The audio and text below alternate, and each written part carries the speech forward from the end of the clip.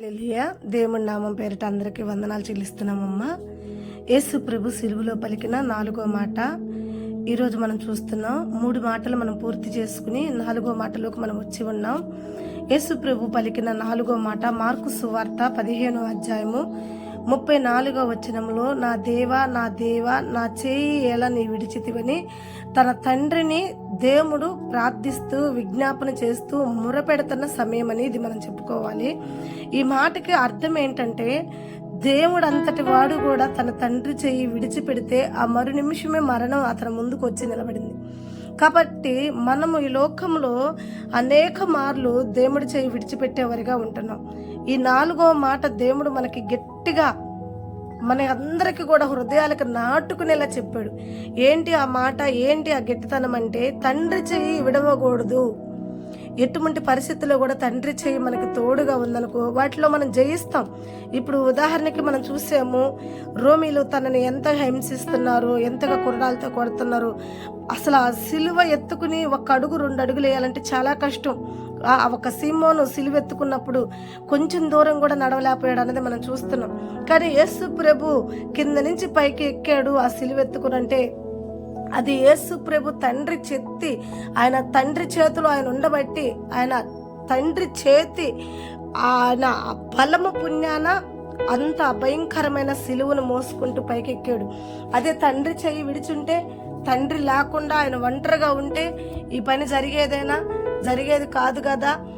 ఒంటరిగా ఉండి తనంతటికి తాను ఏం చేయలేడని వాక్యం సెలవిస్తుంది. తండ్రితో ఉంటేనే వాడు ఫలిస్తాడని కూడా చెప్తున్నాడు.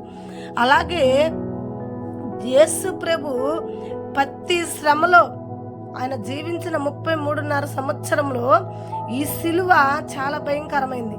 ఈ భయంకరమైన శ్రమల్లో కూడా తండ్రి తన చెయ్యి విడవకుండా చక్కగా ఆ చేత్తో పట్టుకుని కుమారుణ్ణి ఉన్నాడు. కాబట్టి భయంకరమైన కురడా దెబ్బలు తట్టుకున్నాడు, భయంకరమైన ముళ్ళ కిరీటాన్ని తట్టుకున్నాడు, భయంకరమైన ఊములు తట్టుకున్నాడు, భయంకరమైన ఆయన ఒక సిలువ భారాన్ని కూడా భరాయించాడు. ప్రియమైన బిడ్డలారా, ఇలాగే చివరి నిమిషంలోకి వచ్చేకి ఇంకా తండ్రి చెయ్యి కుమారుడు విడిచిపెట్టే సమయం. కుమారుడిని తండ్రి విడిచిపెట్టపోతే కుమారుడు తన బలియాగం అవ్వలేడు. తండ్రి చేతిలో ఉంటే తనకు మరణం లేదు. కాబట్టి అలాంటి సమయంలో తండ్రి ఏం చేశాడు, కుమారుని చెయ్యి విడిచిపెట్టాడు. కాబట్టి కుమారుడు ఎమ్మటిని తండ్రిని ఎంత వేడుకుంటున్నాడో మనకు అగపడుతుంది. ఇక్కడ ఎలా వేడుకుంటున్నాడంటే, నా దేవా నీవేళ నా చెయ్యి ఇడిstiవే అని అంటున్నాడు. ప్రియమైన బిడ్డలారా, ఒక్క గడియ తండ్రి చెయ్యి విడిస్తేనే కుమారుడు అంత అల్లాడిపోయాడే. దినమెల్లా దేవుణ్ణి విడిచిపెట్టి మనం ఎంతో మన లోకాశాలకి, లోక సహవాసాలకి ఎంతో ప్రయత్నిస్తున్నాం, లోకంలో ఎంతగానో ప్రయాసపడుతున్నాం. అప్పుడు మనం ఎన్ని శ్రమలు తెచ్చుకుంటున్నాం, ఎన్ని మరణాలు ఈరోజు మనం చూస్తున్నాం. భయంకరమైన మరణాలు, భయంకరమైన ఇబ్బందులు. ఈ మరణానికి మనం దగ్గర అవుతున్నాం. ప్రియమైన బిడ్డలారా, ఎన్ని శ్రమలు వచ్చినా, కష్టం వచ్చినా, ఖడ్గం వచ్చినా, హింస అయినా, వస్త్రహీనత అయినా మనం జయించాలంటే మన తండ్రి చేతిలో మన చెయ్యి ఉండాలి. దేవుడు అంటున్నాడు, నా దక్షిణ హస్తంతో నిన్ను పట్టుకుని ఉన్నాను.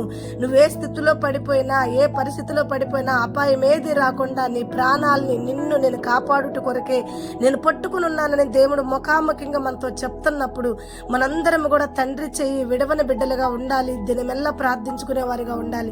కాబట్టి ఈ మాట ద్వారా మనం నేర్చుకున్న విధానం ఏంటి అని అంటే, దేవుడి చెయ్యి ఎన్నడూ కూడా ఎవరు కూడా విడవద్దు. దేవుడు సహవాసం ఎన్నడూ ఎడవద్దు.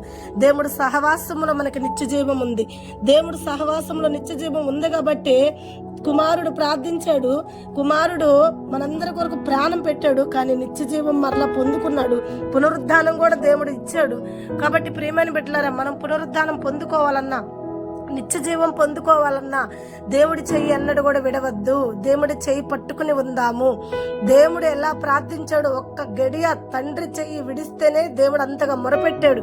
కాబట్టి మనము కూడా దినమెల్లా మన ఊపిరి మనలో ఉన్నంత వరకు, మన ప్రాణం మనలో ఉన్నంత వరకు, తండ్రి రాజ్యం మనం చేరేంత వరకు కూడా తండ్రి ఎన్నడూ కూడా మన చెయ్యి విడిచిపెట్టకుండా తండ్రిలో సహవాసం కలిగి ఉండాలని ప్రభు నామం పేరట మీ అందరిని కూడా వేడుకుంటూ ఈ ఒక్క నాలుగో మాటగా మనము కూడా తండ్రి చెయ్యి విడవక తండ్రికి సహవాసముగా ఆయన దక్షిణ హస్తంలో మన చెయ్యి ఎల్లప్పుడూ ఉండేటట్టు ఆయన దక్షిణ హస్తంతో మనల్ని ఎప్పుడు పట్టుకునేలాగా ఆయనకి ఇష్టలుగా జీవించాలన్నది ఈ వాక్యం. తప్పకుండా దేవుడు మనందరినీ కూడా ఆశీర్వదించి బలపరిచి ఆయన దక్షిణ హస్తంతో మనల్ని పట్టుకుని ముందుకు నడిపించునుగాక. ఆమేన్. God bless you.